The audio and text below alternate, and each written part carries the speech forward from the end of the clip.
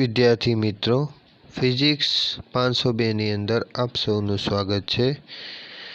આપણે આગળના લેક્ચરમાં ટ્રાન્સવર્સ, લોંગિટ્યુડિનલ અને ઇલેક્ટ્રોમેગ્નેટિકની અંદર પ્લાઝમાની કેવી ઇફેક્ટ જોવા મળે એનો અભ્યાસ કર્યો હતો। આજે આપણે ઇલેક્ટ્રોમેગ્નેટિક ઓર ટ્રાન્સવર્સ ઓસિલેશનનો અભ્યાસ કરવાનો છે, જે સ્ટેડી એપ્લાઇડ મેગ્નેટિક ફિલ્ડ માટે જવાબદાર છે। જ્યારે તમારે કોઈ ફિક્સ મેગ્નેટિક ફિલ્ડમાં પ્લાઝમાની કેવી અસર જોવા મળે એનો આપણે અભ્યાસ કરવાનો છે। તો એની અંદર આપણે પહેલાં તો જોઈએ તો કે E અને K એનો લંબ dot product epsilon E dot K બરાબર 0 થવું જોઈએ। ઓકે, આ સ્ટેડી એપ્લાઇડ મેગ્નેટિક ફિલ્ડની કન્ડિશન છે, જે તમે ડેલ ડોટ બી બરાબર 0 ને કરસ્પોન્ડિંગ આપણે મેક્સવેલના સમીકરણ પરથી લખી શકાય। ઓકે, તો અહીંયા ઈ ડોટ કે ઇઝ ઇક્વલ ટુ શું થશે? 0 થશે, કારણ કે એપ્સિલોન ક્યારેય 0 ન હોય। એ 0 હોય એનો મતલબ કે પ્રકાશ એ ગતિ કરી શકે નહીં કોઈ પણ માધ્યમમાં, પણ એપ્સિલોન એના માટે હોવું જરૂરી છે। ઓકે, તો ઈ ડોટ કે બરાબર 0 મળશે, એટલે એનો મતલબ કે ઈ અને કે એકબીજાને કેવા હશે? લંબ હશે। એટલે કે ઈ અને પી તો એકબીજાને લંબ હતા જ, એને કરસ્પોન્ડિંગ કે શું મળશે ને? લંબ મળશે। તો આવા પ્રકારના દોલનોનો ઉપયોગ ઇલેક્ટ્રોમેગ્નેટિકમાં ખાસ કરવામાં આવે છે, અને જેને પ્લાઝમાના લંબ દોલનો કહે છે, લંબકદ દોલનો કહે છે। એટલે ટ્રાન્સવર્સ દોલનો કોને કહેવાય? તો આ પ્રકારના આપણે ઈ ડોટ કે બરાબર 0 થાય એનો મતલબ કે ઈ અને કે એકબીજાને પરપેન્ડિક્યુલર હોય, એટલે આવા દોલનોને આપણે શું કહેવાય? લંબકદ દોલનો કહે છે। આપણે જાણીએ છીએ કે કે cross epsilon is equal to, કે એપ્સિલોન નથી, ઈ છે, સોરી, આ ઈ છે, એટલે લખવામાં ભૂલ કરી। મેક્સવેલનો ત્રીજો નિયમ અને ચોથા નિયમનો ઉપયોગ કરવાનો હોય તો ત્રીજો નિયમ કે ક્રોસ ઈ અને કે ક્રોસ બી એ ચોથો નિયમ। મેક્સવેલના બે સમીકરણનો ઉપયોગ કરશો એટલે તમને ઓમેગા બી અને μ0 એપ્સિલોન ઓમેગા ઈ મળશે। તમારે ઈ હોય તો બી હોય, બી મળે, ને બી હોય તો ઈ મળે, એટલું યાદ રાખવાનું। ઓકે, તો આ બંને સમીકરણ પરથી, આ બંને ઉપરના સમીકરણ યાદ રાખજો, મેક્સવેલના સમીકરણ ઉપરથી આવે છે। ત્રીજા અને ચોથો, મેક્સવેલના ત્રીજા અને ચોથા સમીકરણ ઉપરથી આ બે ઇક્વેશન આવે। તો આ બંને ઇક્વેશન સમીકરણ પરથી તમે કે સ્ક્વેરને કરતા કરો તો શું થશે? આ બાજુ જો ઈ ક્રોસ બી છે અને આ બાજુ ઈ બી છે। ઓકે, તો આ બાજુ કે સ્ક્વેર વધશે અને આ બાજુ μ0 epsilon omega omega omega square થઈ જાય। એટલે બંને સમીકરણ પરથી આપણે કે સ્ક્વેર બરાબર μ0 એપ્સિલોન ઓમેગા સ્ક્વેર મળે છે। તો આપણને અહીંયા એપ્સિલોન બરાબર શું થશે? એપ્સિલોન મીન્સ એપ્સિલોન કે એટલે ડાયલેક્ટ્રિક અચળાંક કે, એટલે કે એપ્સિલોન આર બરાબર શું થતું હતું? Epsilon upon epsilon 0। તો એપ્સિલોન બરાબર એપ્સિલોન 0 ડોટ એપ્સિલોન આર થવું જોઈએ। જો આ બાજુમાં લખેલું જ છે પેન્સિલથી મેં। એપ્સિલોન આર બરાબર શું થશે? એપ્સિલોન અપન એપ્સિલોન 0, તો એપ્સિલોન બરાબર એપ્સિલોન આર ઇન્ટુ એપ્સિલોન થશે। ઓકે, તો અહીંયા આપણે એનો ઉપયોગ કરીશું તો શું થશે? એપ્સિલોન 0 અને epsilon r into μ0 into omega square. હવે તમે ઓમેગા સ્ક્વેર એ μ0 અને એપ્સિલોન 0 એની જગ્યાએ શું લખાશે? હવે C1 અપન μ0 એપ્સિલોન 0 હોય વર્ગમૂળમાં તો C કહેવાય। તો બંને બાજુ વર્ગ કરો તો સી સ્ક્વેર બરાબર 1 અપન μ0 એપ્સિલોન 0, તો સી સ્ક્વેર નીચે આવશે, એટલે omega square upon c square. તો બાકી શું રહ્યું? ઓમેગા એપ્સિલોન આર બાકી રહ્યો। એપ્સિલોન આર બાકી રહ્યો તો એપ્સિલોન આરની કિંમત તો આપણને ખબર જ હતી, એપ્સિલોન આરની 1 માઇનસ આગળ સાબિત કરી હતી। કઈ સાબિત કરી હતી? આપણે જે સાબિત કરી તો આગળ આપણે એપ્સિલોન ઓમેગા સાબિત કર્યું હતું, એટલે એપ્સિલોન આર દર્શાવતો ડાયલેક્ટ્રિક આપણે ફાઇન્ડ કરવાનું કીધું હતું ડાયલેક્ટ્રિકવાળી થિયરી હતી આગળ જ. તો એપ્સાલોન ઓમેગા બરાબર 1 - omega square p upon omega square આપણને સાબિત કર્યું હતું ડાયલેક્ટ્રિક અચળાંક માટે આગળની થિયરીમાં આપણે. તો અહીંયા આપણે એનો ઉપયોગ કરી શકાય. ઓમેગા એપ્સાલોન ઓમેગાની જગ્યાએ 1 - omega square p upon omega square ડાયલેક્ટ્રિકનું સૂત્રનો ઉપયોગ કર્યો આપણે. હવે ઓમેગા સ્ક્વેર સી સ્ક્વેરને અંદર ગુણી દો સમીકરણ 1ને, તો omega square upon c square minus omega square p omega p square upon c square આવશે. તો k square omega square c સ્ક્વેરને કરતાં કરીએ કે સ્ક્વેર વત્તા omega square p upon c square આવશે. ઓમેગા સ્ક્વેરને કરતાં કરો તો કે સ્ક્વેર વત્તા સી સ્ક્વેર વત્તા ઓમેગા સ્ક્વેર પી મળશે તમને સમીકરણ નંબર 2. તો આ સમીકરણ 2માં તમને એક વસ્તુ ખબર પડે કે શું દર્શાવે. અહીંયા એ લખ્યું છે, સોરી આ ખોટું છે, કે આવશે. કે તરંગ સદિશ છે અને આવૃત્તિ ઓમેગા છે. એટલે આ થોડો સુધારો કરી દેજો. તો આ બંને કે અને ઓમેગા વચ્ચેના સંબંધિત ગ્રાફ અથવા નિયમને તમે ડિસ્પર્ઝનનો સિદ્ધાંત કહે છે. કે સમીકરણ 2 પરથી શું તારણ મળે, તો તારણ લખ્યા છે. જો ઓમેગાનું મૂલ્ય ઓમેગા પી કરતાં વધારે હશે તો કે કેવો મળે, વાસ્તવિક. તમને આ સમીકરણ પર ખબર પડી જાય. ઓમેગાનું મૂલ્ય વધારે હશે તો omega square minus omega square p પોઝિટિવમાં છે, મતલબ કે તમારે વાસ્તવિક હશે. અને ઓમેગા કરતાં ઓમેગા પીનું મૂલ્ય વધારે હોય તો કે કાલ્પનિક મળે. એનો મતલબ કે તરંગ એ પ્લાઝ્માની અંદર વિભેદન અથવા કે ગતિ કરી શકે નહીં, એટલે પરાવર્તિત થઈ જશે. તો હવે આપણે ગ્રુપ વેલોસિટીની વાત કરીએ. તો ગ્રુપ વેલોસિટીનું સૂત્ર તમને ખબર છે, જી બરાબર ઓમેગા ભાગ્યા કે, એટલે એનું વિકલન દર્શાવે. એટલે સૂક્ષ્મ ફેરફાર માટે વીજી બરાબર ડી ઓમેગા ભાગ્યા ડીકે. તો ડી ઓમેગા ભાગ્યા ડીકે એ એની ફેઝ વેલોસિટી દર્શાવે. તો ઉપરનું જે સમીકરણ હતું ઓમેગા સ્ક્વેર વાળું, એનું વિકલન કરીએ, ઓમેગા સ્ક્વેરનું વિકલન કરી સમીકરણ 2નું, તો અહીંયા 2 omega into D omega 2 omega into D omega બરાબર સી સ્ક્વેર 2k ડીકે આવશે વત્તા ઓમેગા સ્ક્વેર પીનું શું થશે, 0 થશે, કારણ કે કોન્સ્ટન્ટ છે. કેની સાપેક્ષે વિકલન કરી તે 0 થશે. તો ડી ઓમેગા ભાગ્યા ડીકે કરશો તો કેસી સ્ક્વેર અપન ઓમેગા આવશે. એટલે કેસી સ્ક્વેર અપન ઓમેગા આવે. ઉપર કેસી સ્ક્વેર ઓમેગાની જગ્યાએ આપણે શું લખીએ, તો ઓમેગાની જગ્યાએ પેલું ઓમેગા સ્ક્વેર હતું સમીકરણ 2, એમાં ઓમેગાને કરતાં કરીએ તો શું થતું હતું, આ બાજુ બંને બાજુ વર્ગમૂળ લો તો વર્ગમૂળમાં કે સ્ક્વેર સી સ્ક્વેર વત્તા ઓમેગા સ્ક્વેર પી મળતો હતો. એકની કિંમત મૂકી દો. પછી હવે આનું સાદુરૂપ આપશો. કેને અને સીને ગાળવા માટે શું કરશો તમે, કેને બહાર કાઢો વર્ગમૂળમાંથી, કે સ્ક્વેર સી સ્ક્વેરને બહાર કાઢો. તો કે સ્ક્વેર સી સ્ક્વેર બહારને કાઢ્યો તો 1 + ઓમેગા સ્ક્વેર પી. નીચે કે સ્ક્વેર સી સ્ક્વેર કોમન કાઢ્યો તો સિક્કે બહાર આવશે, કારણ કે વર્ગમૂળ નીકળી જાય. એટલે તમારે આવું સમીકરણ મળશે. સી અપન વર્ગમૂળ 1 + ઓમેગા સ્ક્વેર પી. હવે સી સ્ક્વેર કે સ્ક્વેરની કિંમત શું હોય, omega square minus omega square p સમીકરણ 2 પરથી.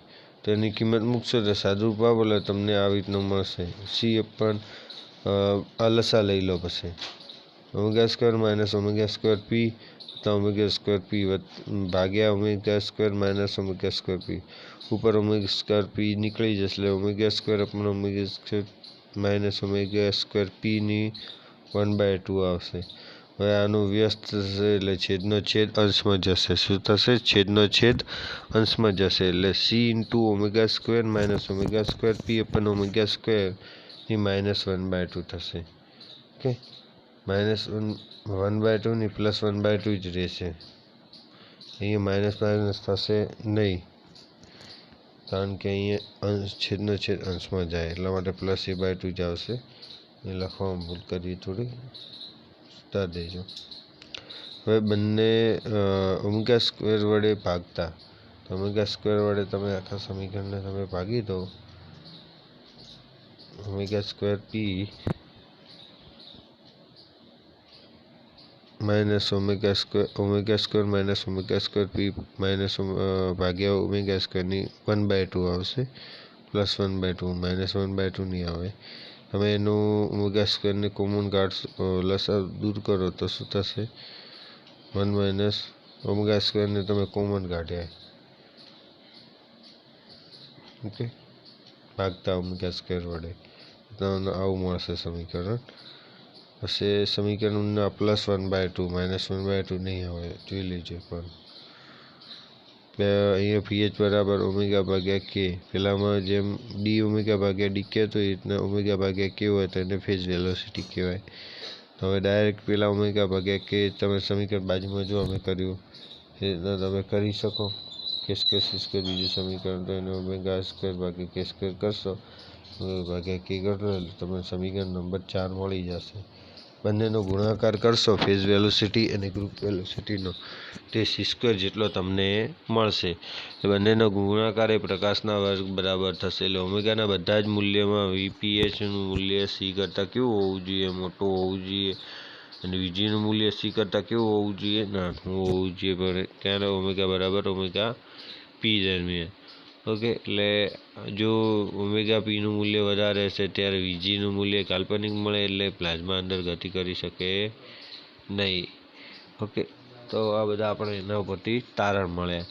ને ફેઝ વેલોસિટી અને ગ્રુપ વેલોસિટીનો ગુણાકાર એ સી સ્ક્વેર બરાબર તમને મળે. અહીંયા પ્લાઝ્મા ઓસિલેશનનો હવે આપણે વાત કરીએ. તો અહીં આપણે ઓસિલેશન ઓફ પ્લાઝ્મા એટલે પ્લાઝ્માના દોલનમાં શું હતું કે મેગ્નેટિક ફિલ્ડનું મૂલ્ય 0 ન હોવું જોઈએ એવી કન્ડિશન છે. જો મેગ્નેટિક ફિલ્ડનું મૂલ્ય 0 હોય તો પ્લાઝમાની અંદર ઓસિલેશન થશે નહીં.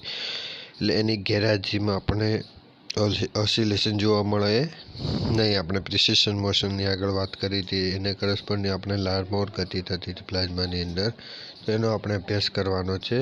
એટલે જો બીએનું મૂલ્ય 0 ન હોય અને ઉષ્મીય ગતિ અવગણવામાં આવે તો ઇલેક્ટ્રોનની ગતિનું સમીકરણ કેવું મળે? તો mr બરાબર E લોરેન્ઝ ફોર્સનું જે સૂત્ર એમાં ખાલી કિંમત મૂકી ગયો, વીની જગ્યાએ r લખ્યું હોય, એની જગ્યાએ r અને વીની જગ્યાએ r લખ્યું આપણે.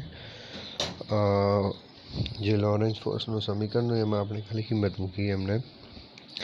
અહીં ઇલેક્ટ્રોનની સ્થિતિમાંથી ડિસ્પ્લેસમેન્ટ થવાને લીધે ઇલેક્ટ્રિક ફિલ્ડ ઉત્પન્ન થાય છે. જો બીએ એ ઝેડ અક્ષની દિશામાં લેવામાં આવે તો સમીકરણ 1 પ્રમાણે એક્સ અને વાય ઘટકો નીચે મુજબ લખી શકાય. તો અહીંયા આપણે મેગ્નેટિક ફિલ્ડ સપોઝ કોઈ બી એક ડાયરેક્શનમાં આપી દીધું, તો એ કેટલું એ ઝેડ ડાયરેક્શન, તો એક્સ વાય ડાયરેક્શનમાં આપણને ઈ સદિશ કેવા મળે? ઓકે, તો એની વાત કરીએ તો mx બરાબર ઈ બીએ વાય ડોટ બરાબર EXY. ઓકે, એટલે આ જે સમીકરણ 1માં જો mr એ આની જગ્યાએ એક્સ ડોટ કરીએ તો આની જગ્યાએ એક્સ ડોટ થશે, તો વાય બી કેવો વાય તમારે એ કરસ્પોન્ડિંગ પેલો વાયની ડાયરેક્શનમાં હશે. ઓકે, તો ઈ એ તમારે એક્સ ડાયરેક્શનમાં છે, જ્યારે વાય બી વાય જે ડાયરેક્શનમાં જ છે, પરંતુ એનો બાજુનો ઘટક વાય ડાયરેક્શનનો આવશે. ઓકે, તો એ જ રીતના આપણે એમ વાય કરીએ તો એ એક્સ ડોટ થશે, પેલો EY ઘટક મળશે. અહીંયા તમને પ્લસ આવ્યું, પેલામાં માઇનસ આવ્યું, તો એનું કારણ શું? તો તમારે હજી EX હતું સમીકરણ મેં એને કરતાં કરીએ તો પેલું mr minus r cross B થશે. તો એમાં તમારે એક્સ વાય એ સાયક્લિકમાં આવશે, કારણ કે એક્સ વાય ઝેડ આવે, પરંતુ અહીંયા શું થશે? વાય ઝેડ એક્સ આવે, એટલે કે તમારે એક્સની જગ્યાએ સાયક્લિક થોડું થઈ ગયું. એનો મતલબ કે તમારે r ક્રોસ બીની જગ્યાએ બી ક્રોસ r થઈ જાય. એટલે ક્રોસ તમારે ચેન્જિંગ થાય, એનો મતલબ કે તમારા નીચેના ઘટકોની હાર અથવા કોલમ ચેન્જથી હાર એટલે રો અથવા કોલમ ચેન્જ થાય, એનો મતલબ કે તમારો -12 આવશે. એટલે એ માઇનસ પ્લસ થઈ જાય. સમીકરણ 2 અને 3 તમને આ રીતના મળશે. તો એક્સ અને વાય એ e⁻ ના સ્વરૂપમાં સમય ઉપર આધાર રાખે છે. એટલે સાયક્લોટ્રોન ફ્રીક્વન્સી ઓમેગા સી બરાબર EBA/m હતું. તેનો ઉપયોગ કરીએ તો ઓમેગા સી બરાબર EBA/m. તો અહીંયા omega X square minus I omega C omega Y બરાબર આ સમીકરણ કઈ રીતના તમને મળ્યું? તો ઉપરના સમીકરણ ઉપરથી ચલો ઓમેગા એનો ઉપયોગ કરે EBA/m ઓમેગા જગ્યાએ, તો ઉપર શું થશે? Omega square X minus I omega C omega dot Y બરાબર EX/m. તો આ કે સમીકરણ તમારે સમીકરણ 2 ઉપરથી લખ્યું જોઈ લો. તો એક્સ ડબલ ડોટ હતું, તો MX ડબલ ડોટ હતું, એની જગ્યાએ આપણે ઓમેગા સ્ક્વેર એક્સ આવ્યું. EBA/y હતું, EBA/y હતું. ત્યાં જુઓ તો એમાં એની જગ્યાએ તમારે ઓમેગા સી આવે અને તમારે ઓમેગા ઇન્ટુ વાય આવશે, ઇન્ટુ EX/m આવશે. ઓકે, એમને આ તમે સમીકરણ 2માં એમ વડે પહેલાં આખા સમીકરણને ભાગી દો. સમીકરણ 2 છે એને આખા એમ વડે ભાગી દો. એમ વડે ભાગો તો સમીકરણ નંબર 4 મળશે તમને. એમ વડે ભાગ્યા તો બાકી શું રહ્યું છે? X double dot minus EBA/y dot EBA/y dot EBA હતું, એની જગ્યાએ શું હતું? m omega C. શું આવે? m omega C. તો અહીંયા ઓલરેડી m વડે તો ગુણેલા જ હતા, તો m ઓમેગા સીની જગ્યાએ તમારે અહીંયા તમારે ઓમેગા સી ઓમેગા વાય વધશે. ઓકે, પેલામાં શું રહેશે? વાય ડબલ ડોટમાં ઓમેગા સ્ક્વેર એક્સ વધશે. ઓકે, ના એક્સ ડબલ ડોટ એટલે એક્સ ઘટક આવશે. ઓકે, અહીંયા એનું એ તમારું સમીકરણ સાયક્લોટ્રોનની ફ્રીક્વન્સીનો ઉપયોગ કરો સમીકરણ 4 મળે. એ જ રીતના તમારે સમીકરણ 3ની અંદર પણ જોઈ લો. આ સમીકરણને પહેલાં તો શું કરો? m વડે ભાગી દો. વાય ડબલ ડોટની જગ્યાએ ઓમેગા સ્ક્વેર વાય અને વત્તા EBAની જગ્યાએ m ઓમેગા સી. તો m વડે પહેલાં ભાગ્યું હતું, તો આપણે શું કર્યું હતું? m વડે ભાગત m વડે ગુણવું પડે. તો ઓલરેડી m હતો તો m સ્ક્વેર થઈ જશે. એની જગ્યાએ તમારે ઓમેગા સી અને જે m સ્ક્વેર હતું એની જગ્યાએ તમારે ઓમેગા ડોટ આઈની કિંમત આવશે આપેલા e⁻i ωt પ્રમાણે, કે e⁻i ωtની કિંમત હતી એક્સ વાયના સ્વરૂપે હોય તો નીચે મુજબ તમને મળે e⁻i ωt એક્સ અને વાયનું. તો e⁻i ωt એક વખત આ એક્સ ડબલ ડોટ એટલે 2 વખત વિકલન દર્શાવતા ઓમેગા સ્ક્વેર આવતા હતા. અને આ શું હોય? વાય ડોટ એક વખત વિકલન દર્શાવતા i ઓમેગા વાય આવે. શું આવે? i ઓમેગા વાય આવે. e⁻i ωt એક્સ અને વાયનું સ્વરૂપ હતું, એટલા માટે આપણે આ એક્સ ડબલ ડોટ અને વાય ડોટની એની જગ્યાએ તમારા જે કિંમતો મળે એ રીતના મળશે તમારે. ઓકે, હવે સમીકરણ 4 અને 5નો સરવાળો કરીએ તો શું થશે? ઓમેગા સ્ક્વેરને બધાનો સરવાળો કરશો, આ બાજુ બધા ટર્મ નીકળી જશે. ક્યાં ગયું? ઓમેગા સ્ક્વેર કોમન નીકળે. X plus or minus I Y plus omega C into omega X plus or minus I Y EM EXY વત્તા તમારા સંખ્યાના બધા ભેગા થાય એક્સ પ્લસ આઈ વાય તો શું થયા? Minus EM EX plus or minus I y 1 omega વત્તા plus or minus omega c. આ સમીકરણનું વ્યાપક સ્વરૂપ નીચે મુજબ લખાય. તો x plus or minus i વાયની જગ્યાએ આર સદિશ લખીએ. EM ના EX વત્તા પ્લસ ઓર માઇનસ આઈ વાયની જગ્યાએ ઈ સદિશ લખીએ. નીચે તમારે m ના m લખીએ. ઓમેગા અને omega plus or minus omega C. સમીકરણ 6 તમારે એનું વ્યાપક સ્વરૂપ આવશે. એના પછી અહીં આર એ સમતલમાં થતું સ્થળાંતર છે. ઈ સદિશ એ સમતલમાં ઇલેક્ટ્રિક સદિશો કે EX પ્લસ આઈ EXY અથવા માઇનસ EY જમણી અને ડાબી બાજુના વૃત્તીય ધ્રુવીભૂત તરંગ દર્શાવે છે। તો અહીંયા આપણે જો EX વત્તા IEY અને EX માઇનસ EYમાં ફરક શું હોય, તે બંને એક જમણી બાજુ અને એક ડાબી બાજુ બંને તમારે ધ્રુવીભૂત વેવ દર્શાવે છે।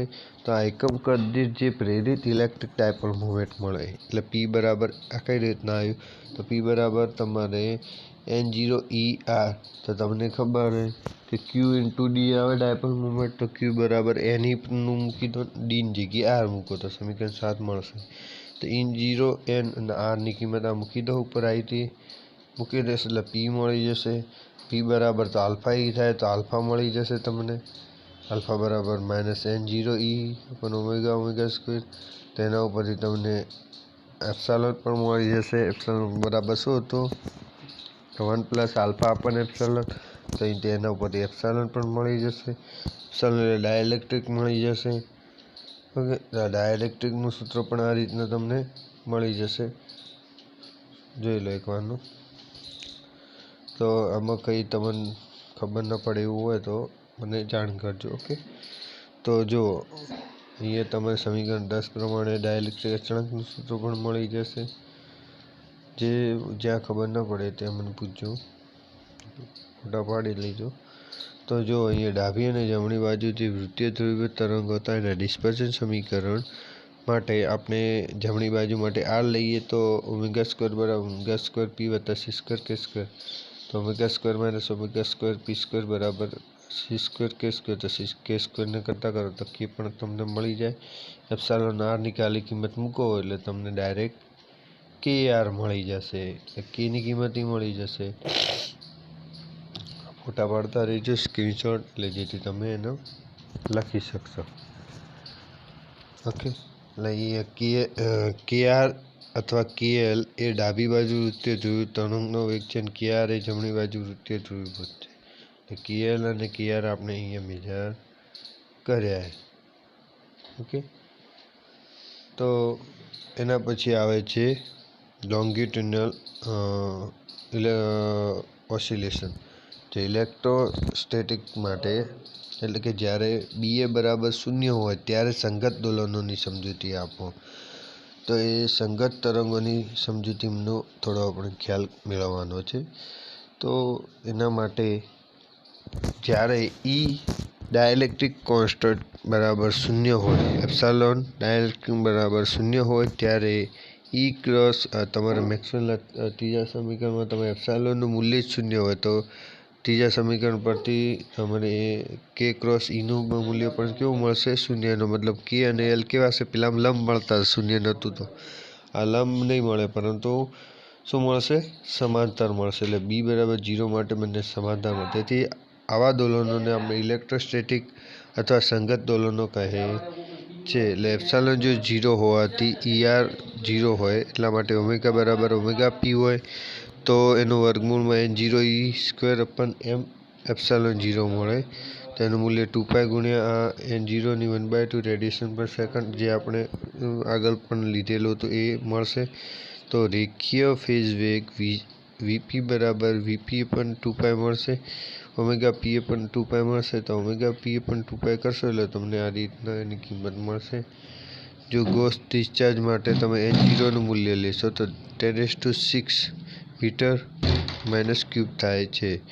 તો અહીંયા થર્મો ન્યુક્લિયર પ્લાઝ્મા માટે N0નું મૂલ્ય 10⁻20 જેટલું મળવું જોઈએ। ગેસ ડિસ્ચાર્જ હોય ત્યારે 10⁶, અને થર્મોન્યુક્લિયર પ્લાઝ્મા માટે તમને એનું મૂલ્ય મળશે 10⁻20। તો VPની કિંમત પણ એ રીતના થર્મોન્યુક્લિયર પ્લાઝ્મા માટે પણ મેજર કરી શકાય, 10⁻11 જેટલી। ઓકે, તો આ પ્રકારના દોલનો સૌપ્રથમ પેનિંગે મેળવ્યા હતા, તો એ ઓમેગા અને K આધારિત નથી। તો આ ગ્રુપ વેલોસિટી VG બરાબર 0 થઈ જાય અહીંયા, તો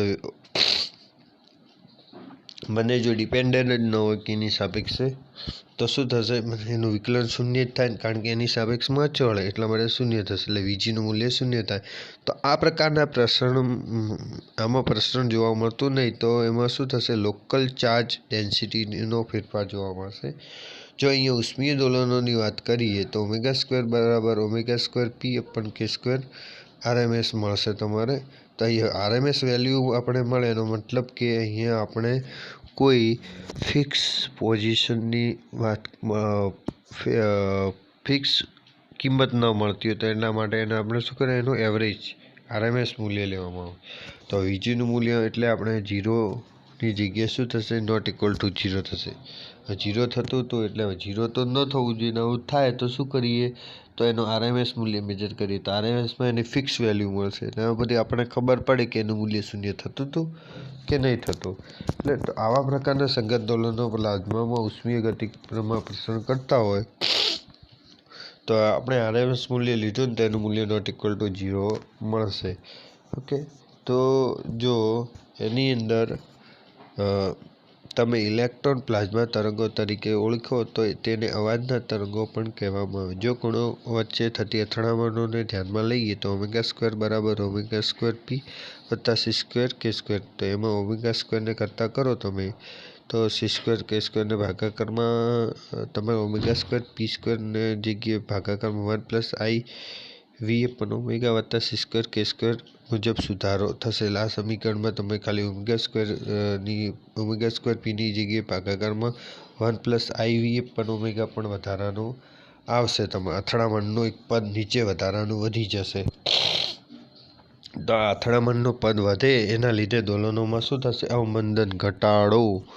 ખરેખર આ સમીકરણ સાચું હોય,